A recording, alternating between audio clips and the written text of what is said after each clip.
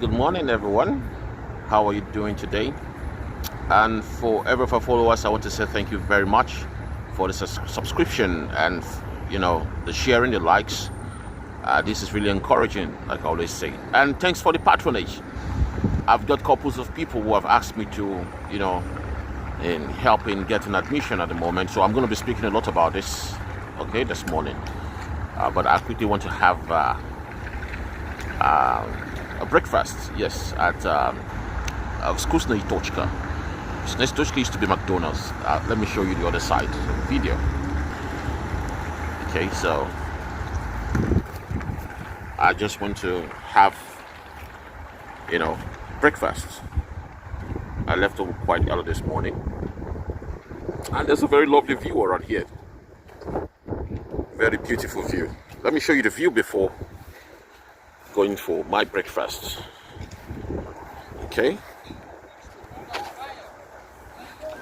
so beautiful, so beautiful.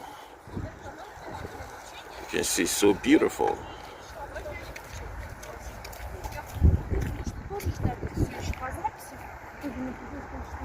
As soon as it's winter proper, okay, they will always have a place to migrate to. They move freely, and of course you can feed them if you want to. So lovely.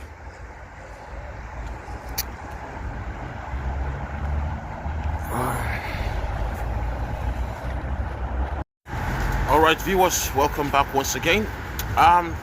Because of a lot of questions about admission that a lot of people have been asking, yes, I want to let you know that admission is still on for the winter intakes. Basically, resumption in January, February, March to April.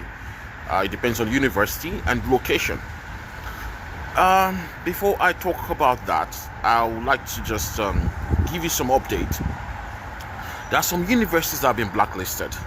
Of course, it's not everyone who actually went to the embassy that were denied visa were actually not qualified, apart from the reasons that some failed to answer their interview questions outrightly or as it's supposed to be. Basically, there are some universities that have been blacklisted, and some consultant or agents will not inform you about these universities. The consular has a list of these universities, and even if you write to them personally, of course, they will issue you admission, but they've been blacklisted because of the fact that they are not following the regular rules for intakes of foreigners. One of them I actually used to patronize is called Saratov State University. It's been blacklisted. And few others. I'm not supposed to mention names, but let me just give you that as a hint. So in case you get an offer from that university, you should know that possibly from this moment henceforth, your visa will be denied. Or possibly the university should have stopped issuing admissions to foreigners at the moment until a new status quo is adjusted to. So just be very mindful. Till date, there are over 19 universities that have been blacklisted, for foreigners intake. So if you get offer from such university, just be rest assured that your visa will not be issued, and no one will tell you the reason. No one will tell you it's because this university have been blacklisted. That's why in some cases you're usually been asked sometimes, how did you come across this university? Okay, in most cases you can go to the Russian embassy in your country to check the list of approved university where you can send your applications to. Okay, I have such lists. Anyone can have access to such lists, but go to your various Russian embassy located in your country and ask for the approved list of universities. Okay. Apart from that, at the moment, there are intakes. Some people have been asking me for universities located in or situated in Moscow, St. Petersburg, because of job opportunity. There are jobs everywhere. In all cities there are jobs. It just depends on who you roll with. There are people, I've always told people that those you roll with will actually always determine your success rate in this country. There are some who have been here for over 20 years and they are not successful because of the fact that they wasted their youthful period. And when you come in as a fresh person, they will be so it will be so, how do I put it, impossible for them to lead you through the right path. So in terms of job application, you can always get jobs in all cities, but of course the wages are better, in major cities like St. Petersburg, Moscow, Novosibirsk, and some other cities like that. So I advise you that you ensure that you know what you're doing before you step into the waters, before saying it's too cold. And one more thing you have to understand is that when you're applying for a PATFAC, that's called Подготовительный факультет, that is the faculty for preparatory or department for preparatory or something. Before you do that, ensure that you understand the course you want to study first, whether in your master's or bachelor's degree. Understand and make sure that these universities are having these courses, so you'll be able to defend yourself without the counselor asking you much questions. Or in case they don't have, then you should be ready for more questions on why did you choose this university, what is your reason for the purpose, and all that, when they discover that your course, your proposed course of study is not there. Okay, so you have to ensure that you check the universities, make sure your course is there, and if it's there, then you can apply for the PATFAC. Okay, that's the preparatory department. And one other thing is, there are two different methods for PATFAC. We have the intensive Russian English language, and we have the intensive Russian language with some other subjects, depending on your proposed area of specialization. If it's an engineering, then you have to add mathematics, just like you take in JAM, for example, in Africa. You have to add mathematics, physics, chemistry, or you add mathematics, physics, and biology, or you add history, economics, stuff like that, or technical drawing for those proposing for architectural science. Okay, let's say, take for instance, you intend studying maybe mechanical engineering, but unfortunately you go to enlisted to a university, a medical university. You should understand that questions will arise. Why did you choose this university? Then you should be able to defend yourself and say, well, probably you're only interested in a Russian language intensive course, and after that you plan to transfer, okay, to another university. You should have the name of that university at hand, the city, the necessary information, so it will not look like you don't even know what you're doing. But in most cases, it's better you actually go for a university where your proposed course of study is readily available, so that after you're done with your preparatory course and the preparatory department, you can start immediately without unnecessary transfer here and there. Transfer is acceptable, okay, but I think it's better you get it right from the beginning. When you come in here, you can decide on anything you want to do. You understand? There are some other linguistic universities that are only specialists in the Russian language, intensive courses. They run all through the year. Universities, not necessarily institute. They can also apply to such universities for Russian intensive courses, and after that transfer. Because the basic thing is that if you're trying to apply for permanent residence in the future after graduation, Russian language is very important. You must have the diploma, there's a certificate. You must be able to speak, and no one is going to speak on your behalf. You must be able to attend a necessary interview before you can be time qualified to have the Russian permanent residence. So ensure you take it serious, whether you're coming in through medium of instruction, which is English, or you're coming in through medium of instruction, which is Russian language. It's very important that your soul, your mind, your body, everything that is within you sticks to understanding, learning the Russian language, because this will guide you, this will help you to get even better job opportunities, okay, in the nearest future. Now let's talk about specialties. I'm just trying to, as it comes to my head, I say it out because it's unscripted, okay.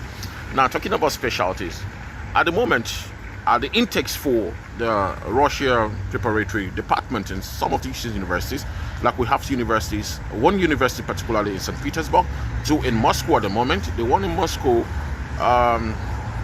it's one for engineering, and I think the other one is just general, okay, science, research and all that.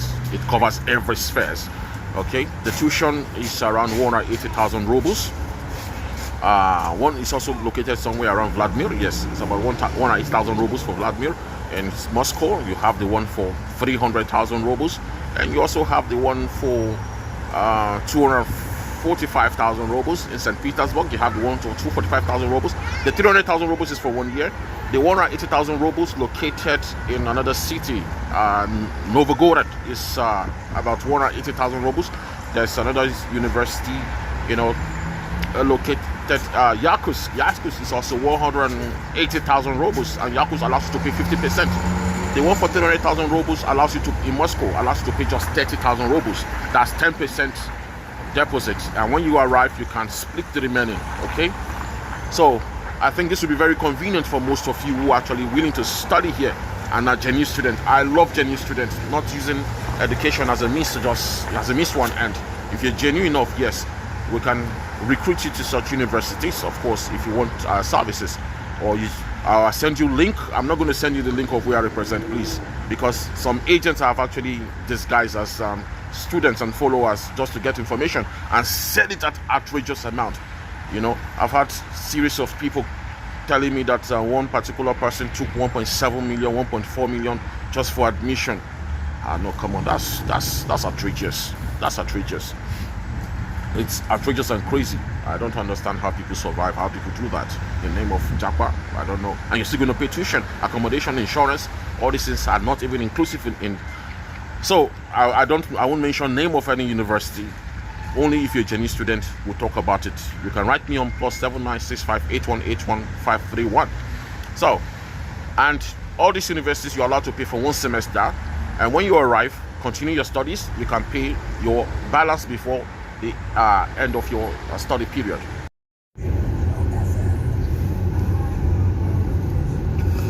Yeah, good morning from Visas Migration. Let's come. We're just driving. Поверните налево, во двор, а затем поверните налево. Driving through the neighborhood. Okay.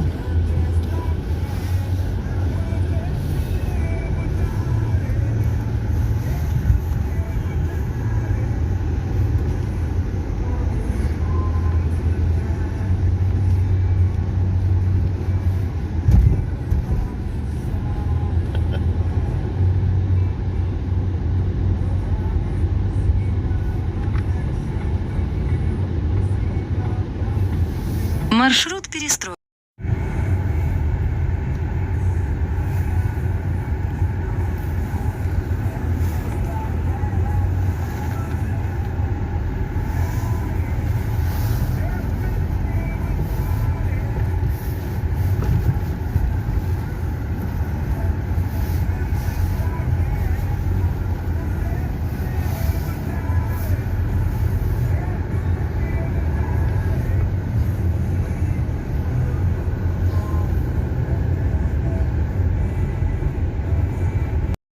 Okay, so one more thing is not all Russian universities accept what